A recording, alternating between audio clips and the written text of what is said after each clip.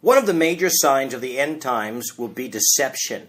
There will be a rise of deceptive teachers and leaders within the church. Jesus warned us of this in Matthew 24 and verse 24, when he said, "For false prophets and false Christ will arise and show great signs and wonders to deceive, if possible, even the very elect." But what is the sign of a false prophet? Well, a false prophet is out primarily to benefit himself.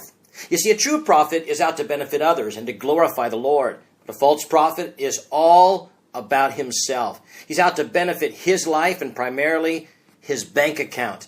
In fact, 2 Peter chapter 2, verse 1 through verse 3 warns us of that very idea. Listen to these words. "But there will also be false prophets among the people, even as there will be false teachers among you, who will secretly bring in destructive heresies, even denying the Lord who bought them, and bring on themselves swift destruction. And many will follow their deceptive ways, because of whom the way of truth will be blasphemed." Now listen to these words. Peter goes on to say, "By covetousness they will exploit you with deceptive words." By covetousness, by their own greed and their desire for wealth, they will exploit you with deceptive words.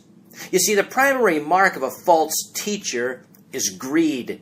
Their desire is simply to get rich. Recently, a prophet teacher gave this prophecy. He said, and I quote, "Thus saith the Lord, thou shalt pledge $20,000 to send your tireless, hard-working pastor and his dedicated wife on a 2-week vacation." And then he asked, "How many will obey the voice of the Lord and give?" Friends, that's the mark of a false prophet. You know, in the years after the apostles passed from the scene, the church developed a book that became known as the Didacte, or simply the teaching. It was a rule book sent around to the churches that taught local congregations how to discern whether a man was a true or a false prophet.